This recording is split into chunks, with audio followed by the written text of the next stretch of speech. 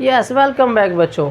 तो आज मैं आपके लिए नई सीरीज लेकर आ रहा हूँ क्लास 11th का चैप्टर नंबर फर्स्ट, सेट्स। ठीक है, तो पहले हम समझते हैं कि सेट्स होता क्या है मेरे बच्चे। तो सेट्स क्या है कि अगर हम सेट के बारे में बात करें तो देखो पेज नंबर अगर 2 पर आपकी बुक में एनसीईआरटी के पेज नंबर 2 पर सेट को डिफ़ाइन करा गया है कि a set is a well defined collection of objects. इसका क्या मतलब है मेरे बच्चों, इसका क्या मतलब है इसको हम समझते हैं। ठीक है, तो एक्चुअली होता है क्या, देखो well defined collection of objects. तो अगर यहाँ पे जो दो मैटर है उसको हमें समझने की बहुत ज़रूरत है। दो चीज़ें क्या समझने की ज़रूरत है कि जो वेल डिफाइंड शब्द है इससे बच्चा कन्फ्यूज होती है, वेल डिफाइंड है क्या और कलेक्शन ऑफ ऑब्जेक्ट ही क्या चाहिए, ये चीज़ें क्या चीज़ है। ठीक है, तो देखो पहले तो मैं आपको समझाता हूँ वेल डिफाइंड के बारे में, 1 मिनट के बाद आते हैं। फिलहाल तो मैं आपको समझाता हूँ कलेक्शन ऑफ ऑब्जेक्ट्स क्या है। ठीक है, तो देखो मैं एक एग्जांपल यहाँ लिख कर रखा हुआ है मैंने। देखो यहाँ पर होता क्या है कि जो कोई सेट होता है ना, जैसे मान लो कोई मैंने एक सेट लिया, समझते हैं इस बात को, उसको हमेशा करली ब्रैकेट का एक करली ब्रैकेट का यूज़ किया जाता है सेट के लिए। ठीक है, और जैसे मैंने लिखता है 1 2 3 4 5। तो देखो ये क्या है, ये जो मैंने करली ब्रैकेट में लिखा और उसके आगे इक्वल टू ए लिखा हुआ है। तो एक्चुअली में क्या है कि ये कोई एक सेट ए है, उस सेट का नाम क्या है ए, ऐसे डिनोट करते हैं। सेट क्या ए है और इसके साथ इस सेट का एलिमेंट है 1 2 3, ये जो अंदर लिखा हुआ है 1 2 3 4 5, ये जो 1 2 3 4 5 इस सेट का एलिमेंट कहलाता है। यानी ये कोई सेट है, set A which contains element 1 2 3 4 5 और करली ब्रैकेट से उसको दिखाया जाता है। अब देखो कोई और दूसरा कोई एक सेट ले लूँ मैं, जैसे मान लो बी सेट लिया। ऐसा नहीं है कि मैं कोई नंबर ही लिखा हो, तो सर क्या सेट के अंदर हमेशा हम नंबर ही लिखेंगे? नहीं, अगर आप चाहो तो इसके अंदर कोई नाम भी लिख सकते हो, मोहन, सोहन, ठीक है, और मोहन सोहन राम। ठीक है, इस तरीके से आप लिख सकते हो, राइट। तो सर हमें ठीक है, ये बात हमें समझ में आ गया सेट। ठीक है, अब क्या है, बात क्या समझना है, देखो सेट के अंदर आपको एक बात और बच्चे आपको ध्यान रखना है। क्या ध्यान रखना है, इस सेट के अंदर जैसे कोई नंबर है बेटा वो रिपीट नहीं होना चाहिए। जैसे कहने का मतलब मैंने लिख दिया 1 2 3 4 5, तो क्या करना है आपको 1 2 3, अगर मैं 3 को दोबारा नहीं लिखना है मेरे को, यानी रिपीटेशन नॉट अलाउड होता है सेट के अंदर। आपको ध्यान रखना है, this is a general rule, किस रिपीटेशन नॉट अलाउड होता है। 3 आप दोबारा नहीं लिख सकते, आपको बस एक बार एक एलिमेंट आपको एक बार लिखना है। यहाँ पे भी ऐसे मान लो मोहन सोहन राम है, तो अब दोबारा मोहन नहीं लिख सकते, नया नाम आप लिख सकते हो, कोई इशू नहीं है। तो ठीक है, तो अभी यानी हमने मोटा मोटा ये बात समझ में आया कि ये सारा कुछ एलिमेंट कहलाता है। और उसके आगे आप जैसे करली ब्रैकेट, और एलिमेंट को हम करली ब्रैकेट के अंदर रखते हैं मेरे बच्चे, जैसे ये लिखा हुआ है। और इक्वल से पहले जो लिखा है वो सेट का नाम है। अगर मैंने ए लिख दिया तो सेट वो सेट ए बन गया। अगर मैंने यहाँ बी लिख दूंगा तो सेट बी बन जाएगा, सी लिख दूंगा तो सेट सी बन जाएगा। ठीक है, तो ये बात आपको थोड़ा सा बेसिक मैंने सेट के बारे में बताया, राइट। अभी हम थोड़ी सी बात करेंगे क्योंकि हमें एक्सरसाइज 1.1 को 1 के कुछ क्वेश्चंस कवर करने। तो स्टार्टिंग में क्या है कि स्टार्टिंग का एक क्वेश्चन ऐसा है कि हमें बताना है कि ये जो क्वेश्चंस हैं हमारे वो वेल डिफाइंड है या नहीं। तो अब हम बात करते हैं वेल डिफाइंड की, ये वेल डिफाइंड किसे कहते हैं मेरे बच्चे। ठीक है ना, तो अब मैं वेल डिफाइंड पे आ रहा हूँ। ये वेल डिफाइंड शब्द है क्या, तो यहाँ पे हमें समझते हैं। जैसे कि मान लो वेल डिफाइंड के लिए मैं क्वेश्चन से कवर करूँगा, आप अपने एक्सरसाइज का 1.1 अपनी बुक के साथ खोल लेंगे मेरे बच्चे। ठीक है, और मैं क्वेश्चन में लिख नहीं रहा, आप अपने बुक के साथ बैठेंगे ध्यान से। बुक होगा तो फिर आपको क्वेश्चन को साथ साथ रीड करना है और जो मैं बोल रहा हूँ उस बात को ध्यान सुनना है, फटाफट आपको समझ में आना शुरू हो जाएगा। ठीक है, क्वेश्चन तो अभी क्या पहला क्वेश्चन कहता था the collection of all months of a year beginning with the letter J. यार इसका मतलब क्या, हमें एक सेट बनाना है और उन महीनों के नाम लिखना है जो महीना जे से शुरू हो रहा है, यानी लेटर जे से शुरू हो रहा है।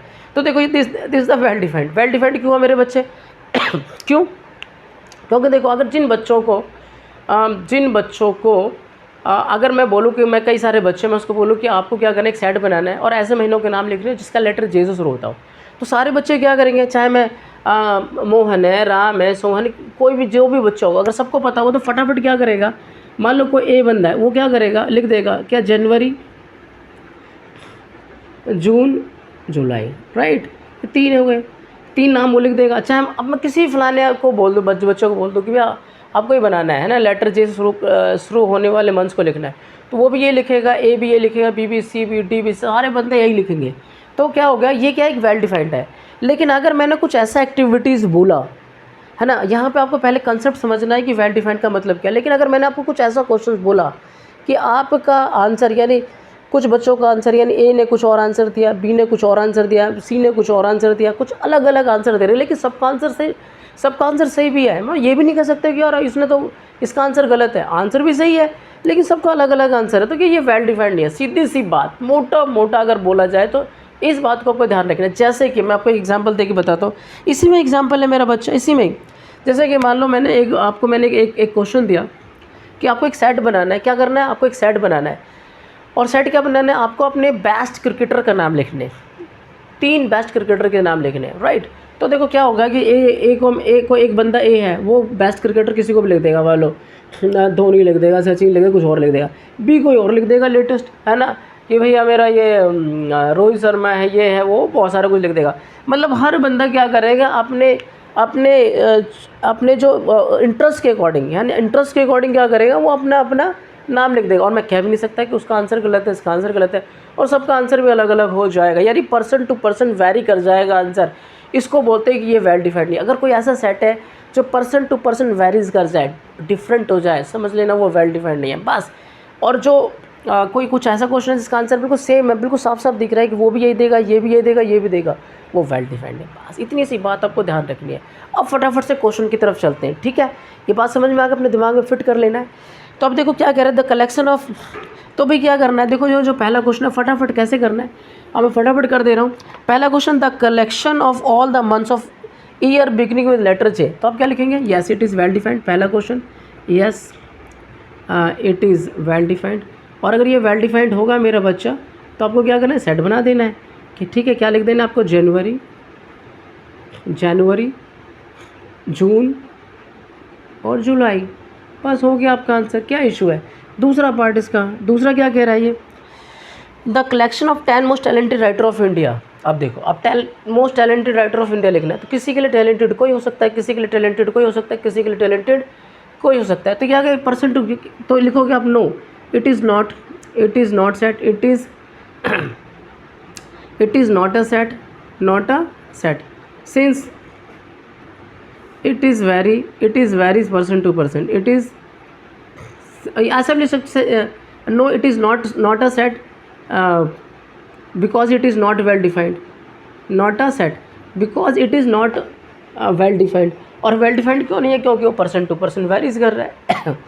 तो आपके रीज़न क्या हो सकता है, तो बिकॉज लिखकर, because it is not well defined, ठीक है मेरा बच्चा, it is not well defined कर दिया, ठीक है। और ये वेल डिफाइंड क्यों नहीं है, क्योंकि since it is varies person to person, ऐसा करके आप लिख सकते हो, पर्सन टू पर्सन, ठीक है मेरा बच्चा। तो बहुत ही आसान। तो आपको ध्यान रखना है कि आपको येस नो ही बोलना है, बस आपको पहले क्वेश्चन में क्या करना है, आपको येस नो बोलना है। येस का मतलब वेल डिफाइंड, ठीक है। तीसरा क्वेश्चन देखो, a team of 11 best cricket batsman of the world नहीं बताना है। तो आपको क्या करना है कि 11 बेस्ट क्रिकेट बैट्समैन का आपको सेट बनाना है। तो क्या सोच सकते हो, क्या लग रहा है, देखो, क्योंकि हर एक बच्चा अपना अलग अलग 11 जो बेस्ट क्रिकेटर्स वो अपना लिख देंगे, तो सबका आंसर क्या वेरीज कर जाएगा। That's why it is not a set. तो आपको ये लिखना है, no it is not a set because it is not well defined since it is varies person to person, ऐसा लिख सकते हो, कोई दिक्कत थोड़ी ना है। आगे बढ़ते हम लोग, इसमें से जो भी आपको स्टेटमेंट ठीक लग रहा है आपको लिख लेना है, कोई प्रॉब्लम नहीं है। अगला कहता है टीम ऑफ 11, फोर्थ क्या है, the collection for all boys in your class. तो ये क्या है, सेट है आपका, क्या ये सेट है। अगर फोर्थ की मैं बात करूँ तो क्या, yes it is set, it is a set. Set क्यों है मेरा बच्चा ये, क्योंकि ये वेल डिफाइंड है, it is well defined, it is well defined क्यों है मेरा बच्चा ये, बताओ वेल डिफाइंड क्या।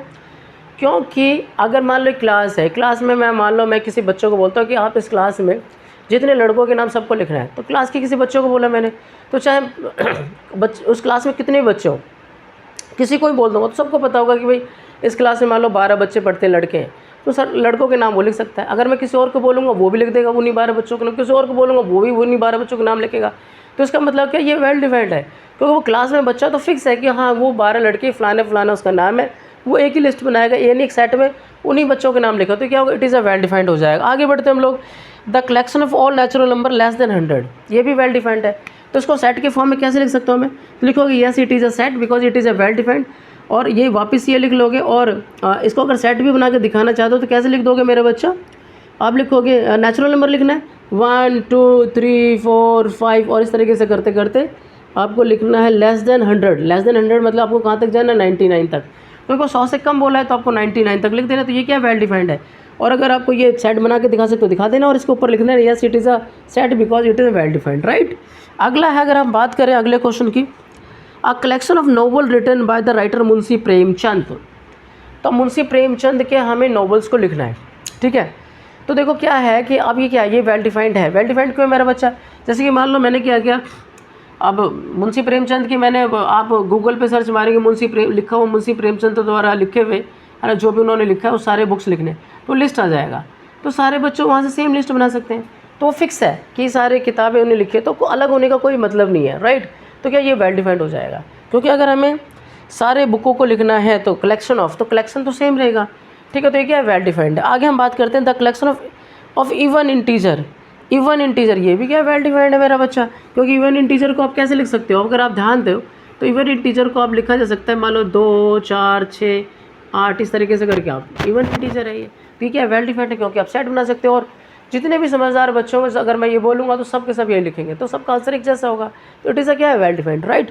अगर हम आगे बात करें the collection of question in the chapter, तो इन द चैप्टर के अंदर हमें क्वेश्चन को कलेक्ट करना है मेरे बच्चे, क्या करना है, कलेक्ट करना। तो इस चैप्टर में क्वेश्चन है क्या, फिक्स है। मैं एक को बोलूँगा आप सेट बनाओ तो वो भी यही क्वेश्चन लिखेगा, दूसरे को बोलूँगा वो भी ये लिखेगा, तो क्या सबका सेट क्या होगा, एक जैसा होगा। तो क्या होगा, it is a well defined. तो सेम वही स्टेटमेंट आपको लिखना है, तो क्या है, वेल डिफाइंड। आगे हम बात करते हैं अ collection of most dangerous animal of the world. तो देखो ये क्या है, ये वेल डिफाइंड नहीं है। क्यों वेल डिफाइंड नहीं है मेरा बच्चा, क्योंकि मुझे एक सेट बनाना है जो कि मोस्ट डेंजरस एनिमल का सेट हो वो। तो देखो समझ सकते हैं हम, देखो कोई इस दुनिया में बहुत सारे ऐसे बहुत ताकतवर बहुत बहादुर होते हैं, उनके सामने अगर आप बोलोगे कि शेर आ जाए तो वो शेर से भी नहीं डरता, राइट। तो वो मोस्ट डेंजरस वो शेर को भी नहीं लिखेगा। लेकिन एक कोई ऐसा बच्चा है वो छिपकली को देख के भी भाग जाता है, राइट। तो हमें समझना है, तो किसी के लिए छिपकली भी मोस्ट डेंजरस एनिमल हो सकता है, किसी के लिए शेर भी मोस्ट डेंजरस नहीं हो सकता, तो सबका अलग अलग आंसर वेरीज कर जाएगा, राइट। तो इसका मतलब कि वेल डिफाइंड नहीं है। तो इस तरीके से हमने यहाँ पे पहला क्वेश्चन हमने क्या किया, यहाँ पे कवर किया स्टेटमेंट। आप मेरे बच्चे किसी भी हेल्प बुक से देख सकते हो, कोई स्टेटमेंट है नहीं तो आपको जनरल ये स्टेटमेंट लिखना है। अगर वो नहीं है तो it is a not set because it is not well defined. अगर ये सेट है तो because it is a well defined, तो आपको एक सेट बना के दिखा देना, अगर वहाँ बन पड़ता है तो कोई दिक्कत थोड़ी ना है। अब मैं बात करता हूँ क्वेश्चन सेकंड की तरफ। मेरे बच्चे सेकंड की तरफ बढ़ते हैं हम लोग। मेरा मकसद आपको कॉन्सेप्ट देना है, आपको ध्यान से सुनना है, कॉन्सेप्ट लेना है, बात को समझना है, आगे बढ़ना है फास्ट तरीके से, ठीक है ना। तो हम यहाँ आगे बढ़ते हैं मेरे बच्चे। क्या है क्वेश्चन में सेकंड की तरफ मैं आगे बढ़ूँ आपके लिए मेरा बच्चा, इसको भी मैं रफ कर दे रहा हूँ, राइट। तो आपको स्क्रीनशॉट आप ले लिया करना जब भी आपको मौका मिलता है। क्वेश्चन सेकंड की तरफ अगर मैं बात करूँ मेरे बच्चे, ठीक है।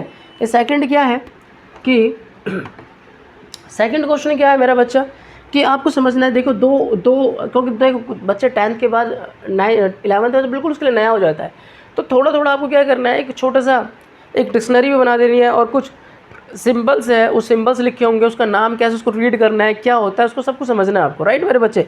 तो सेकंड क्वेश्चन देखो मैं आपको समझाता हूँ। बात क्या है कि आपको लिखना है एक जैसे फिलअप्स के अंदर आपको एक फिलअप्स है, आप जैसे क्वेश्चन तो मैं लिख देता हूँ आपके लिए 1 2 3 4 5 6 इस तरीके से बनाया हुआ है बच्चे, ठीक है ना। एक सेट दिया हुआ है, और आपको देखो पहला क्वेश्चन ये पूछा जा रहा है कि 5 और डैश आपको यहाँ भरना है, आपको ये भरना है कि यहाँ पे आपको ये फिलअप करना है। जैसे एक और क्वेश्चन लिख देता हूँ मैं 8 है ना, यहाँ पे ऐसे भरना है। एक और क्वेश्चन मैं लिख देता हूँ, बस मैं ज़्यादा क्वेश्चन नहीं करूँगा, बाकी तो आप खुद ही भर पाएंगे मेरे बच्चे। ज़्यादा लंबा नहीं खींचना है, फटाफट से शॉर्ट तरीके से आपको कुछ ही मिनटों में बहुत सारे क्वेश्चन को कवर कराने का मैं प्रयास करूँगा, ठीक है। तो देखो इसके अंदर क्या आपको ये बताना है कि belongs to not belongs to, ये तो क्या है, ये जो सिंबल है मेरा बच्चे, ये जो सिंबल है ना इस तरीके से, और ये कट का निशान ऐसे लगा देते हैं, इसको हम पढ़ते हैं बिलोंग्स टू। क्या पढ़ते हैं इसको, बिलोंग्स टू। और अगर ये सिंबल इस तरीके से गया और अगर हमने इसको ऐसे कट लगा दिया तो इसको not belongs to, not belongs to, ठीक है मेरा बच्चा। बस तो आपको ये समझ में आ गया, यानी ये दोनों सिंबल हमें इस फ्लप्स में यूज़ करना है, और कैसे यूज़ करना है इस कॉन्सेप्ट को समझ लो। तो देखिए जैसे मान लो ए के पास कोई सेट है 1 2 3 4 5 6, तो देखो ये एक सेट में जो 5 है वो इसके ए के अंदर आता है कि नहीं आता है, आता है। अगर ए इसके अंदर मतलब इस सेट के अंदर ए 5 आ रहा है, तो यानी 5 जो ए सेट ए से बिलोंग करता है, तो आप क्या करेंगे, यहाँ पे ये बिलोंग्स का निशान डाल देंगे, बिलोंग्स टू, बस हो गया आपका काम। अच्छा 8 के देखो सेकंड क्वेश्चन देखो, 8 बिलोंग्स टू ए। अब 8 तो यहाँ है ही नहीं, पूरे सेट में 8 नहीं है, 1 2 3 4 5 6 ना 7 8 नहीं है, 8 नहीं तो अब क्या करेंगे, ये वाला सिंबल लगा देंगे, ऐसे करके ये सिंबल है, कट का निशान लगा देंगे। अच्छा देखो यहाँ पे 0 बोला हुआ है, 0 ए से बिलोंग करता है कि नहीं, जीरो है इसमें नहीं है, तब क्या करेंगे, नॉट बिलोंग्स का निशान लगा देंगे। ठीक है, और अगला क्वेश्चन देखो, 4 बिलोंग्स टू ए, यस आप बिलोंग्स टू का निशान लगा देंगे। 2 बिलोंग्स टू ए लगा देंगे। 10 कह रहा है belongs to A, not belongs to A, क्योंकि 10 इसके अंदर नहीं है, तब सारे क्वेश्चन को फटाफट अपने आप कर लेंगे। ठीक है मेरे बच्चा, अब मैं यहाँ पे बात करता हूँ, थोड़ा सा आपके लिए रोस्टर फॉर्म की, राइट, रोस्टर और सेट बिल्डर फॉर्म की। ठीक है, तो यहाँ देखते हैं, क्वेश्चन नंबर 3 की तरफ बात करता हूँ मेरे बच्चों। क्वेश्चन नंबर 3 क्या है, तो देखो सेट क्या होता है मेरे बच्चे, there is 2 types of set, 2 प्रकार का सेट होता है मेरे बच्चे आपके पास। एक तो होता है सेट बिल्डर फॉर्म में लिखा सकता है, और एक रोस्टर फॉर्म में। तो ये होता क्या है मेरे बच्चे, तो मेरे को पता है मेरे बच्चे कि 10th वाले बच्चे जो 10th में यहाँ से जाएंगे, जो क्लास में आएंगे 11th में, उसके लिए एक बिल्कुल नई चीज़ होगी। तो फिर आपको मैं पूरा डिटेल में आपको समझाने का प्रयास करूँगा ये है क्या ये। ठीक है, तो देखो सेट को अगर मैं बात करूँ तो सेट के 2 फॉर्म ऑफ सेट्स, अगर मैं बात करूँ फॉर्म ऑफ सेट्स, ठीक है ना, तो जनरली क्या होता है मेरे बच्चे, 2 प्रकार के रोस्टर फॉर्म, जिसको हम टैबुलर फॉर्म भी बोलते हैं, रोस्टर फॉर्म। ठीक है, रोस्टर फॉर्म हो गया मेरा बच्चा ये, जिसको हम टैबुलर फॉर्म भी बोला जा सकता है, आपकी किताब में लिखा पड़ा है टैबुलर फॉर्म। और दूसरे क्या होता है मेरे बच्चे, सेट बिल्डर फॉर्म, राइट।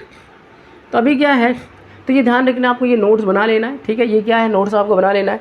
तो अभी क्या है आपके पास, देखो क्वेश्चन में जो 3rd है, क्वेश्चन 3rd मेरा बच्चा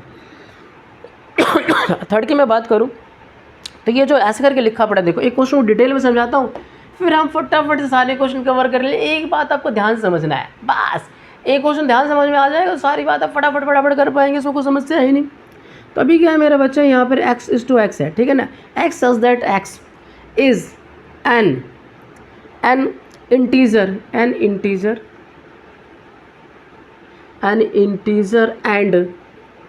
इंटीजर बोल दिया, एंड -3 जो x है वो ग्रेटर देन है -3 से, और लेस देन है आपके पास 7 से।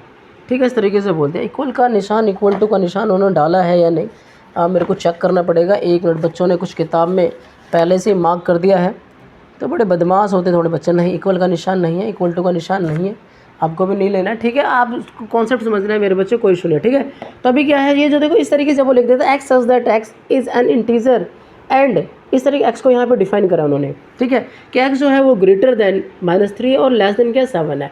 तो इस तरीके से ये जो फॉर्म लिखा होता है यहाँ पे, तो इससे सेट बिल्डर फॉर्म कहा जाता है। लेकिन अगर मैं इसको जो मैंने इसको पढ़ा, इसके हिसाब से मैं क्या करूँगा, इसे नंबरिकल फॉर्म में से लिख दिया।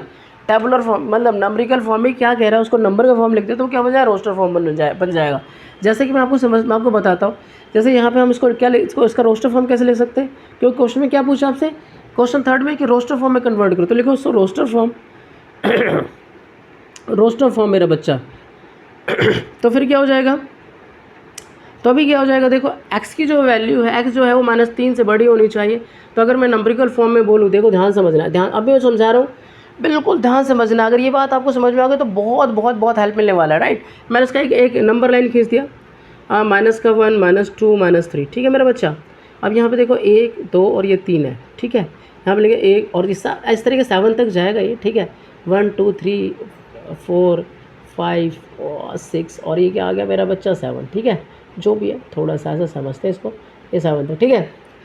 तो अभी मैं टैबुलर फॉर्म में लिखना है मेरे को इसको, ठीक है, ये बोला भाई इस स्टेटमेंट को टैबुलर फॉर्म में लिखना है, ठीक है।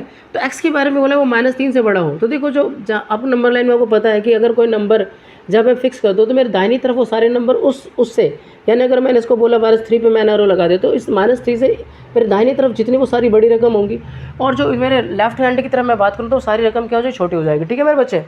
तो वो कह रहा है जो x हो वो -3 से बड़ी हो तो बड़ी होने का मतलब क्या है कि वो सारे नंबर मुझे लिखने, ये सारे नंबर मुझे लिखने, और कब तक वो कह रहा है 7 से छोटी हो, तो उसका मतलब क्या हुआ, मुझे 6 तक लिखना है, ठीक है। अच्छा एक बात और मैं आपको बता दूं, अगर ये यहाँ पर ऐसा होता तो अभी वैसे मेरा राइट आंसर क्या हो जाएगा, वैसे मैं आपको बताऊं, मेरा जो राइट आंसर हो जाएगा -2 -1 0 1 2 3 4 5 और ये 6 हो गया, ठीक है। इस तरीके से मेरा ये सेट बन गया, सेट बनकर रेडी हो गया कि x जो है वो -3 से बड़ी है और 7 से छोटी है, ठीक है। तो ये क्या होगा, ये जो लिखा हुआ है ऐसे स्टेटमेंट के फॉर्म में, इसको बोलते हैं सेट बिल्डर फॉर्म।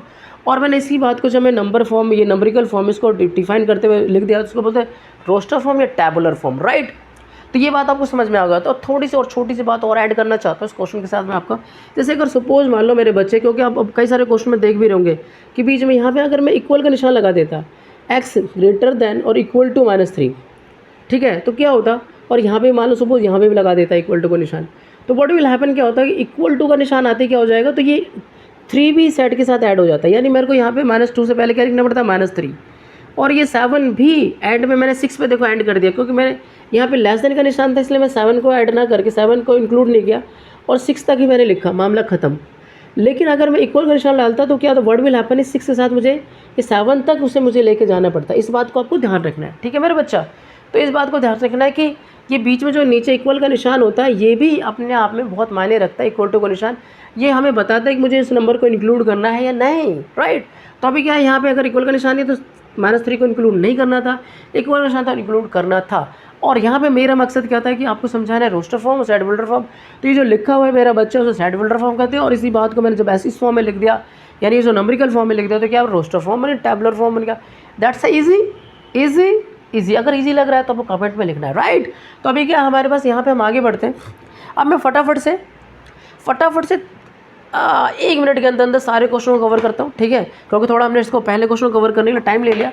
अब मुझे क्या करना, फटाफट से इसको कवर कर देता हूँ मैं सारे क्वेश्चन को।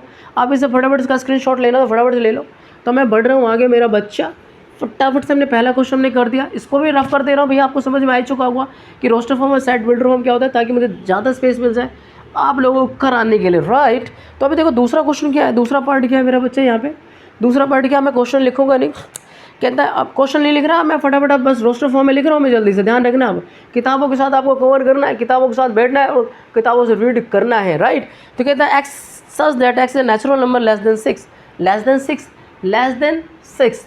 तो क्या अगर नेचुरल नंबर लिखना, नेचुरल नंबर कहाँ से शुरू होता है, 1 से शुरू होता है। तो मैंने क्या लिखा, 1 2 3 4 5 6 नहीं लिखना है, क्योंकि लेस देन बोला है, और क्योंकि वो नेचुरल नंबर है तो 1 से शुरू होगा, और लेस देन 6 बोला है तो मुझे 5 तक लिखना है, मामला ख़त्म। देखो उसका तीसरा पार्ट, देखो उसका तीसरा पार्ट क्या है मेरा बच्चा, एक सी सेट है, वो कह रहा है such that x such that 2 digit natural number such that the sum of it digit is 8। आपको 2 डिजिट नंबर लिखना है जिसका सम करे तो क्या आना चाहिए, 8 आना चाहिए। तो मैं क्या करूँगा, मैंने यहाँ से पकड़ लिया मेरा बच्चा 1 के साथ मैंने क्या कर लिया, 7 लिख दिया। देखो मैंने 1 और 7 क्या होता है मेरा बच्चा, 1 एंड 7 क्या होता है बताओ, जल्दी बताओ। 1 7 8 होता है। फिर मैंने 2 को पकड़े से 6 लिख दिया, फिर मैंने क्या किया, 3 को पकड़े से 5 लिख दिया, ठीक है मेरा बच्चा।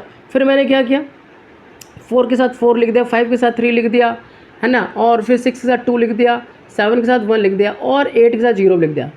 तो सर ठीक है, ये सारे नंबर को देखो जब आप ऐड करेंगे तो क्या 8 मिलेगा, 7 1 8 6 2 8 6 8 आ रहा है, और ये 2 डिजिट नंबर भी है। दो कंडीशन था, 2 डिजिट नंबर लिखना था, और उसका जो सम करे तो क्या आना चाहिए, 8 आना चाहिए। तो ये देखो ये ऐसे ही सबके सब सम का 8 आ रहा है, सबको ऐड करो तो 8 आएगा, और ये 2 डिजिट नंबर भी है। तो सर आपने 8 0 लिखा, तो आप इसे 0 8 भी तो लिख सकते थे इसमें, नहीं, क्योंकि देखो क्या है कि जो एक्चुअल में वैसे अगर मैं इसे कोडिंग की बात करूँ, अगर मुझे कोई पासवर्ड बनाना है तब तो 2 डिजिट का है। लेकिन बच्चा जब मैथ की बात करते हैं, मैथ में जब हम बात करते हैं तो इसके अगर 0 लिखा है तो 0 की कोई वैल्यू नहीं होती, और इसे 1 डिजिट नंबर आप कंसिडर करेंगे, राइट। इसलिए मैं 0 8 इसके अंदर इंक्लूड नहीं करा, क्योंकि इसे 1 डिजिट, मैथ में इसे 1 डिजिट ही माना जाएगा। आप समझ रहे होंगे, बाकी सारी बात आप समझदार हो, समझ भी रहे होंगे, ठीक है। तो आगे हम बात करते हैं डी की।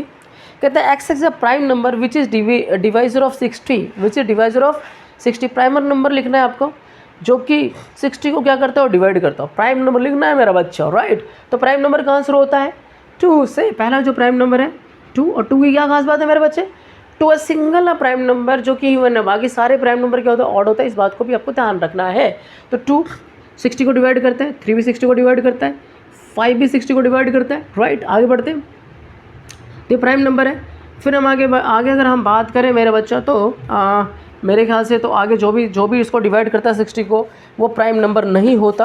तो आपका राइट आंसर आपका यही हो जाएगा मेरा बच्चा, 2 3 5, राइट, ठीक है। अगला हम बात करें ट्रिग्नोमेट्री की। अगला क्वेश्चन क्या कह रहा है, ये एक अगला है आपके पास ई कह रहा है। ई क्या कह रहा है मेरा बच्चा, ई क्या कह रहा है, कह रहा है आपको क्या करना है, set of all letters in the world. Trigonometry आपके एक सेट बनाना है, जो उसमें सेट बनाया जो ट्रिग्नोमेट्री के सारे लेटर्स लिखने हैं।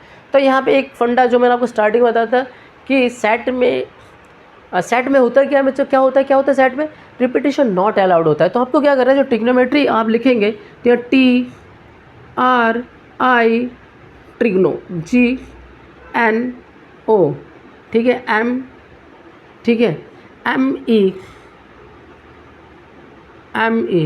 मैट्री, टी दोबारा नहीं लिखना क्योंकि टी आप यहाँ यूज़ करें, आर भी नहीं लिखना और सीधा क्या लिखना है आपको, वाई लिखना है, ठीक है। मतलब सारे लेटर्स आपको लिखने हैं मेरे बच्चे, लेकिन व्हाट विल हैपन कि आपको कोई भी लेटर्स रिपीट नहीं करना है, बस दैट्स ओके, दैट्स ऑल। क्या समझता है, ठीक है। तो ये ट्रिग्नोमेट्री का सेट बन गया, क्योंकि आर देखो ट्रिग्नोमेट्री में टी आर आई, तो बाद में भी आर तो आर को रिपीट नहीं करना है, राइट। तो ये सेट बन गया। ऐसे आपके पास एफ पार्ट है मेरा बच्चा। एफ पार्ट क्या है, कहते हैं बेटर। क्या लिखना आपको, बेटर का मतलब क्या है, बेटर भी आपको लिखना, तो देखो बी ई टी और डबल टी नहीं लिख सकते, रिपीट नॉट अलाउड, फिर आर लिखना है, हो गया बेटर। और सारे अक्षर बाकी जो मैं छोड़ दिए सारे अक्षर हो गए, रिपीट हो रहे हैं, तो सेट्स में रिपीट करना नहीं है मेरे को, राइट। तो इस तरीके से मैंने क्या किया यहाँ पर इसे कवर किया। और इस तरीके से बच्चों मैंने 3 क्वेश्चन आपके बिल्कुल फास्ट तरीके से समझाया, बहुत कम समय में आप इसे समझने का प्रयास करें। फिर नेक्स्ट वीडियो में मिलते हैं, इस पूरे एक्सरसाइज को हम खत्म करेंगे क्वेश्चन नंबर 4, 5, 6 के साथ, ठीक है। तब तक के लिए थैंक यू। और अगर चैनल के साथ आप नए हैं तो उसको सब्सक्राइब करना भूलना नहीं है। और आपको सीरीज़ के साथ चलना है और इस चैप्टर को अच्छे तरीके से कवर करना है। थैंक यू मेरे बच्चों।